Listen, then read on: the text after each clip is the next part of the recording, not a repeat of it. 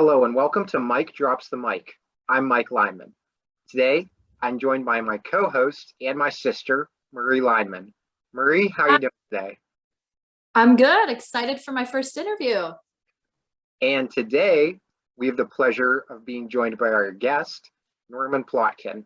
Norman is a certified clinical hypnotherapist. He's a coach, a speaker, and he's an author of Take Charge of Your Cancer, the 7 Proven Steps to Healing and Recovery, as well as Mastermind, Master Life. Norman, how are you doing today? I'm great, thanks. So you've had multiple previous occupations before being a hypnotherapist, from being a Marine to working at a rock plant to public policy consultant and lobbyist. How did you first become involved in hypnotherapy? Well, after 25 years in politics and lobbying, I got sick and I had cancer, I had papillary carcinoma, and which began a whole new journey. At first, they had measured the nodule on my thyroid every 3 months for 2 years until it got to the size that they could operate on. And they didn't tell me that it was cancer. They just said I had a nodule on my thyroid. And they don't tell you, so they let it grow. I was like a petri dish, So then I had a radical thyroidectomy and a lymph node resection around a radiation. And I just wanted to get back to normal. What I didn't realize was that normal was what made me sick. The lifestyle, the drinking, the stress, all of these things contributed to what made me sick. And when I began to realize this, teachers began to appear. A friend of mine who had gotten out of politics had opened a yoga studio and took me through therapeutic yoga for cancer and taught me about Ayurveda and what my constitution was, how to eat for my constitution, and some other, kind of Eastern modality practices. And I learned to meditate. So the power of the mind, I had this really strong analytical mind, made me really good in politics, but there was no off switch. And so when you have cancer, it's really 10 o'clock at night when there's no doctor around to ask questions that the walls begin to move in on you. So I got control of my overactive mind and meditation. And then, other teachers began to appear, Wayne Dyer, Carolyn Meese, Joe Dispenza, Deepak Chopra. And I read all of their books and began just a different kind of way to live. And I was divinely guided to this nationally accredited school of hypnotherapy. I'd never been hypnotized, didn't know anything about it, but I'd seen this program where these coaches said, if you want to do a coaching program and have an edge, add hypnosis and hypnotherapy to it, and because people feel like they're having something done for them. So I did some investigation, and I really didn't want to do a weekend course and come away with a certificate. I went to a nationally accredited school in Los Angeles, very good school, HMI, Hypnosis and Motivation Institute, and 18 months residency and very rigorous program. And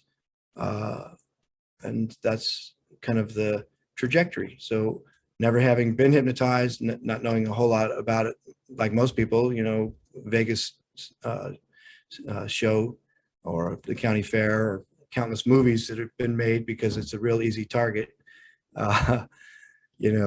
because we malign what we don't understand. And certainly when things, the simpler, the more mysterious it seems to be for some reason, because we live in a technocratic world.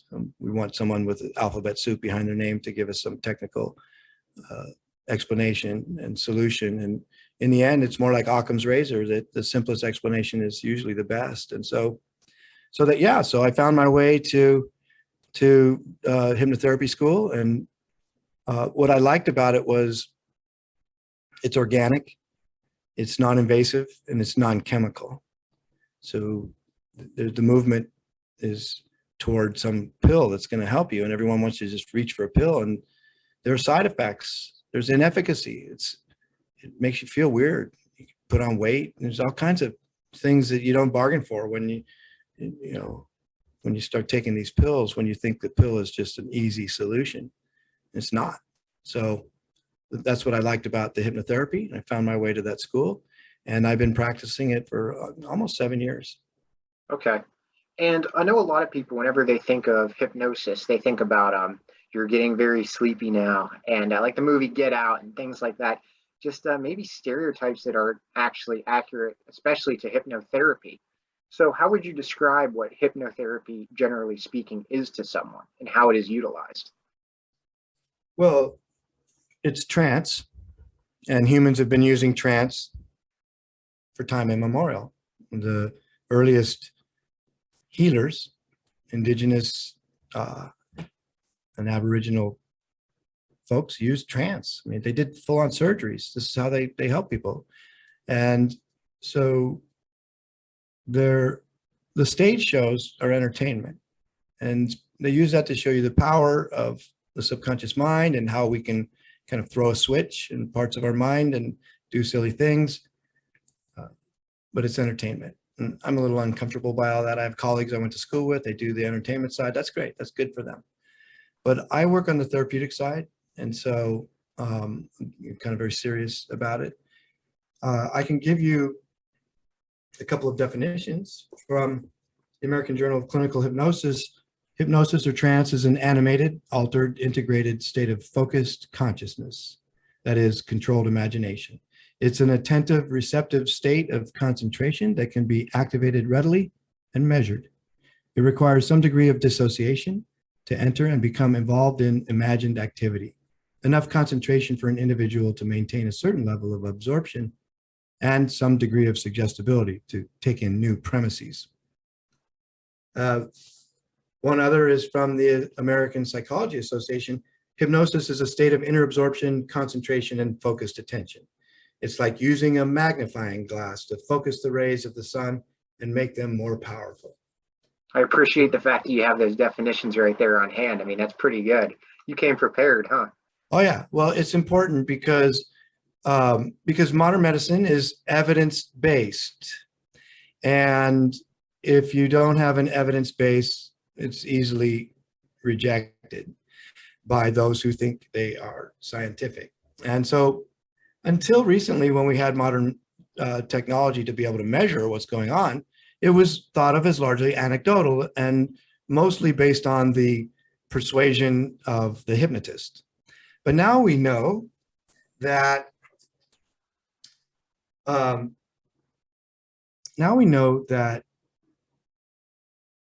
there are physiological changes going on.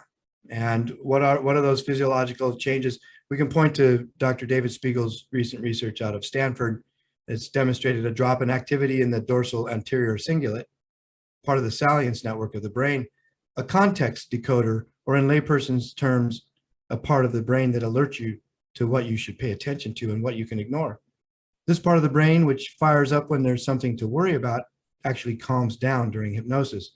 A second change was observed in the dorsolateral prefrontal cortex, the part of the brain where you plan things and carry out routines, and the insula, a part of the brain that helps regulate body functions. These two parts of the brain began syncing up in their connectivity, like altering blood pressure and heart rate. This suggests that during hypnosis, the brain intensifies its connection to the body. And we can see evidence of this when the hypnotized individual experiences a slower heart rate and rhythmic breathing, with a likely corresponding decrease in blood pressure. At the same time, other areas of the brain become less connected during hypnosis.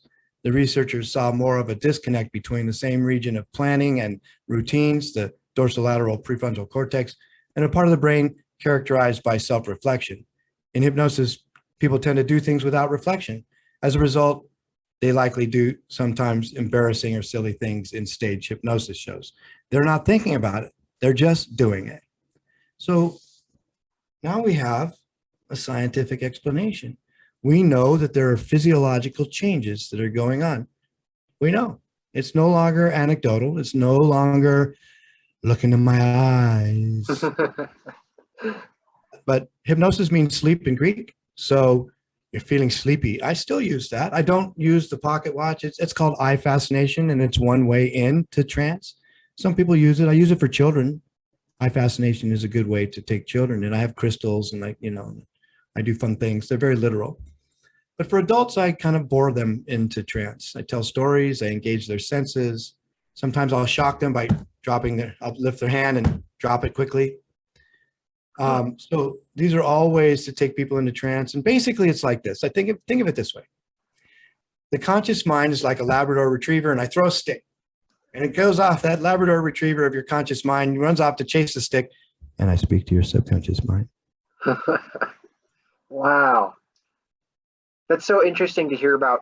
One of the questions I had was to hear about the neuroscience and brain activity, about what's going on during hypnotherapy, and also just how the subconscious mind works when you're putting it into trance. You just gave an excellent description of all that, and it was very easy to understand, and it's quite interesting to me to hear about that. So what are some of the dangers and risks that might happen? Everything has dangers and risks. What would you consider dangerous about hypnotherapy, and what is risky about it? I don't know that there is. I mean, you're deeply relaxed.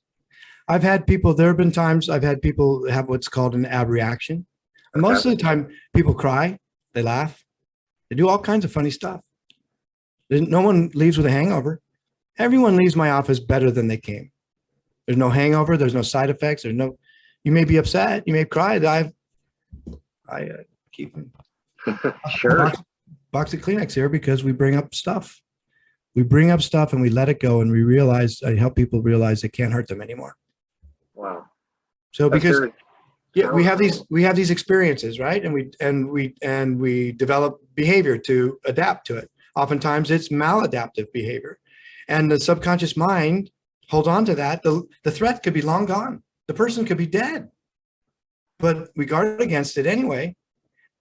And so we stay stuck in this behavior.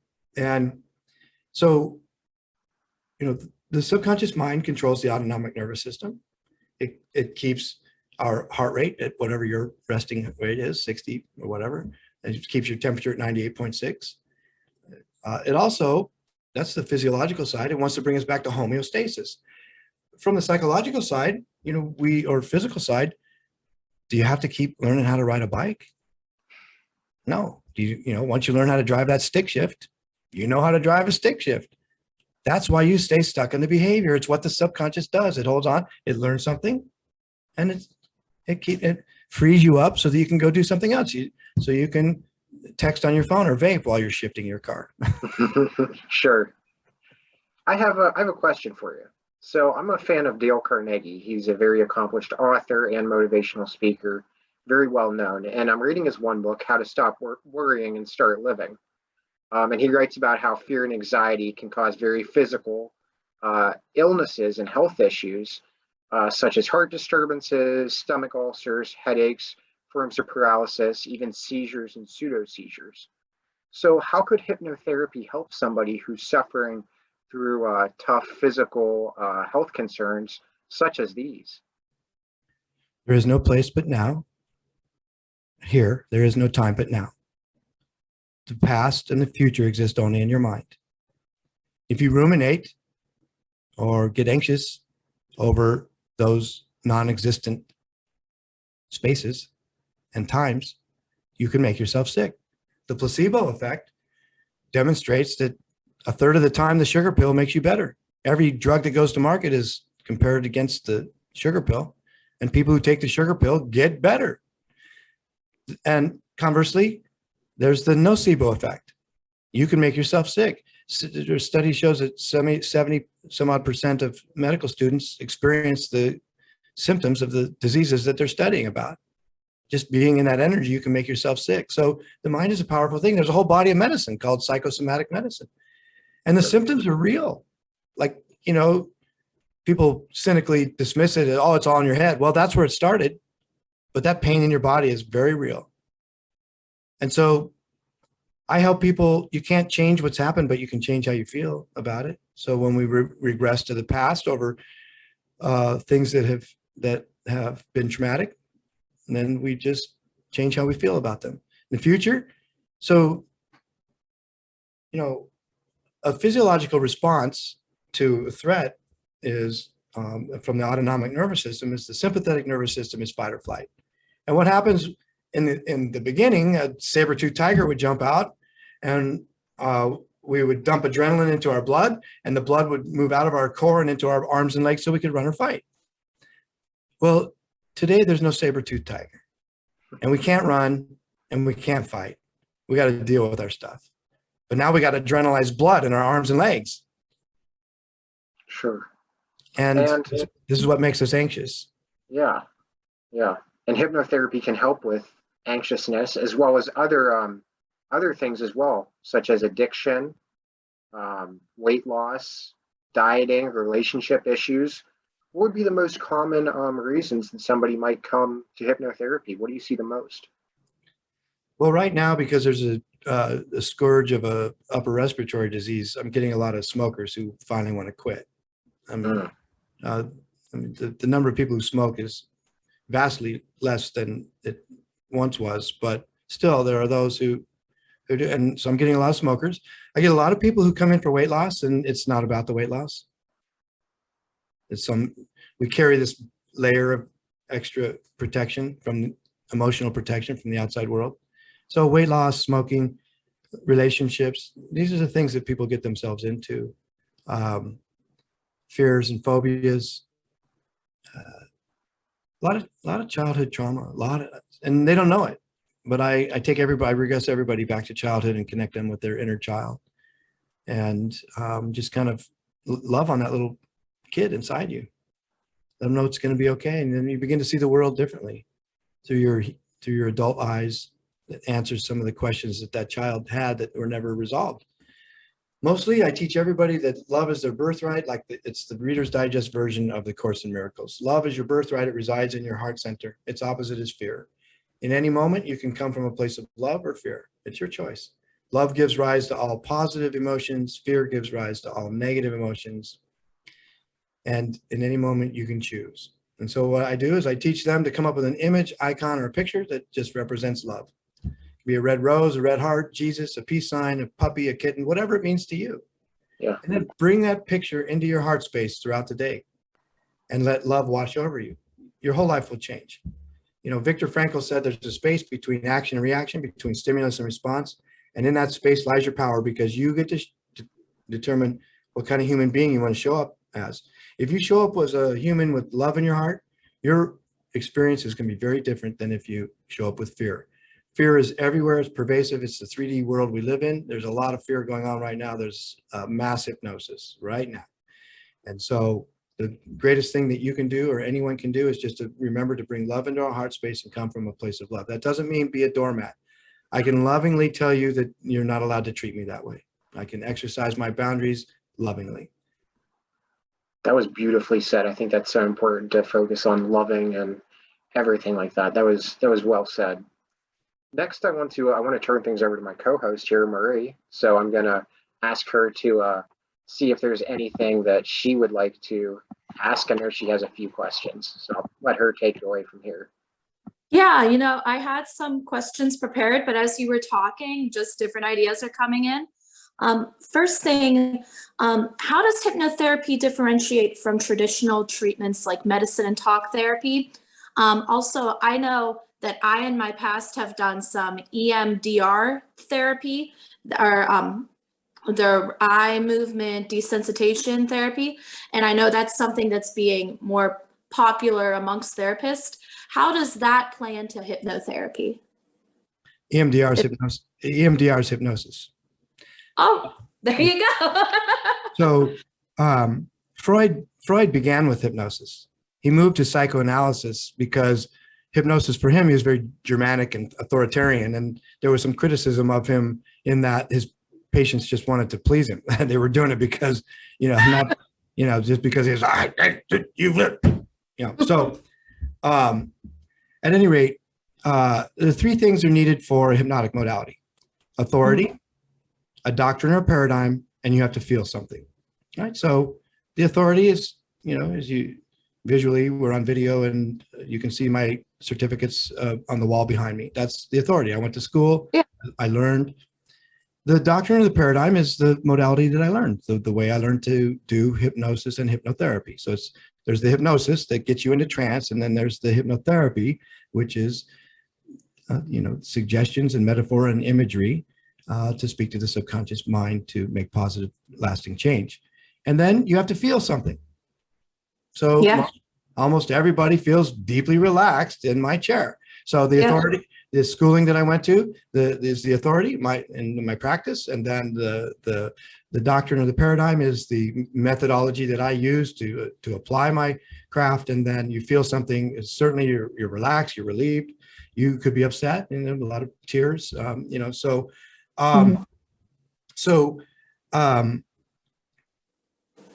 So all of it's hypnosis. Then let's look at some other common things. How about this one? Lab coat and stethoscope is the authority. The doctrine or paradigm is the medical school and medical books that they learn. Do you feel something when you go to the doctor?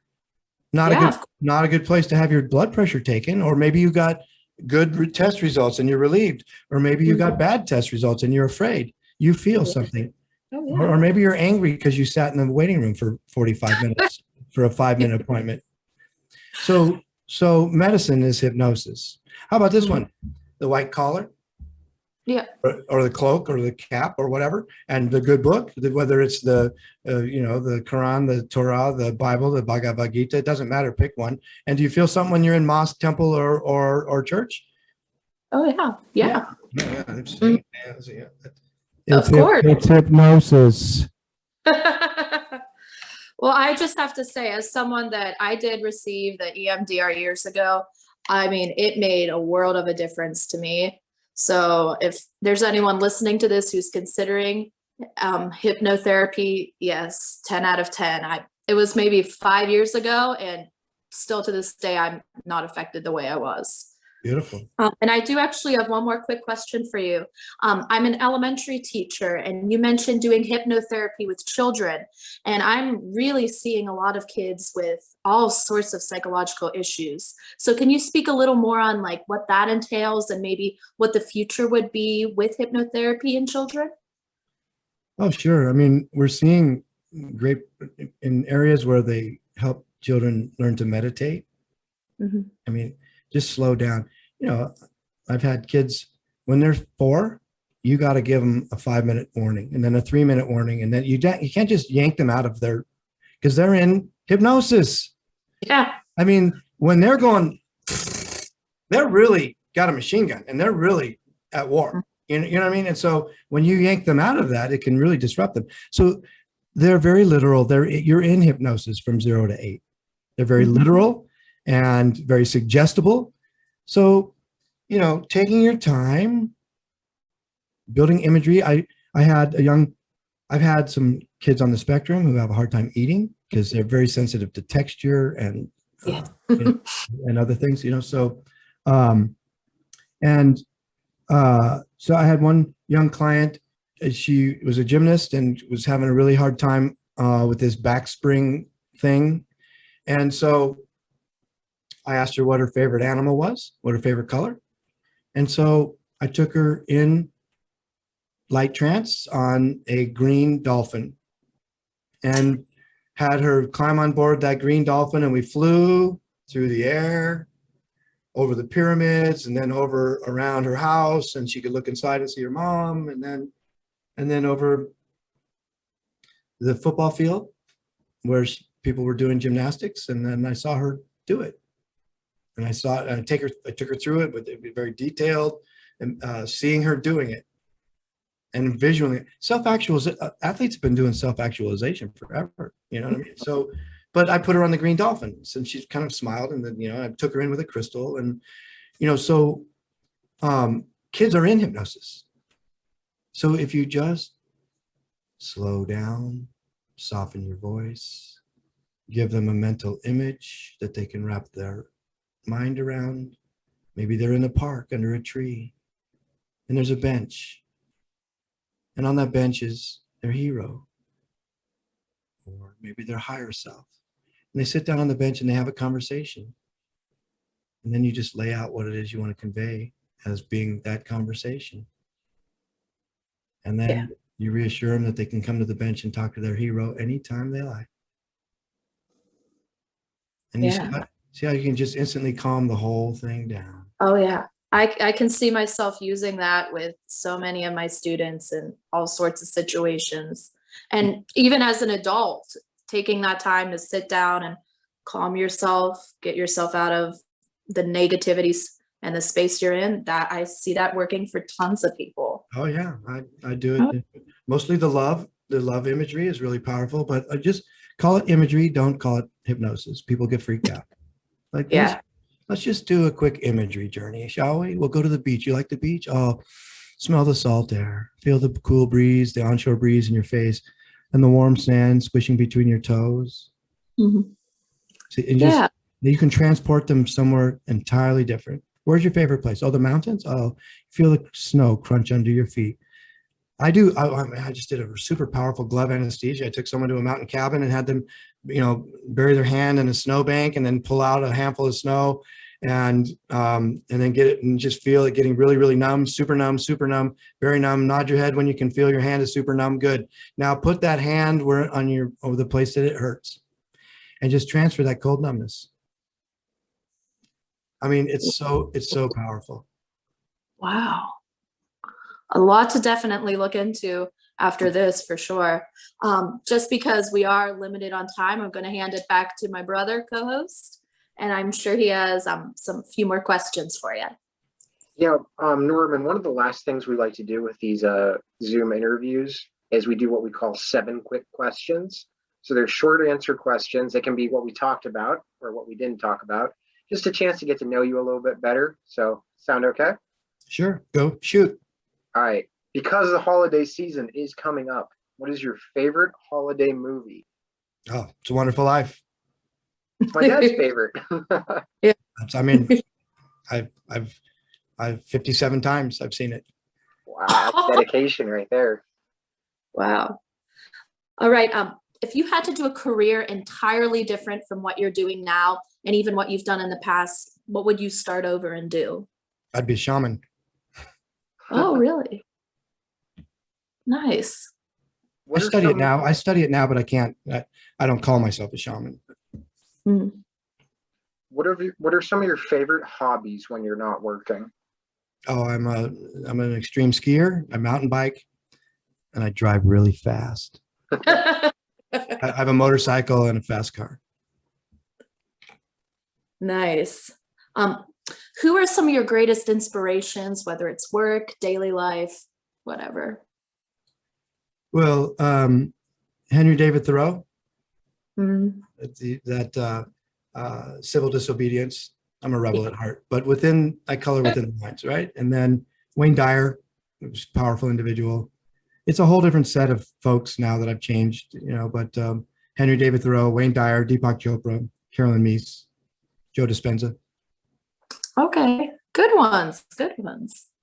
I know we talked a little bit about meditation and how beneficial it can be. And I know a lot of people do meditation as like a daily ritual, maybe in the morning, just to take a second, get grounded and start your day. What are some of your daily rituals and habits? Is meditation religiously practiced in your house? Oh yeah. We have 60 to 70,000 thoughts every day, and 90% of them are the same as they were yesterday.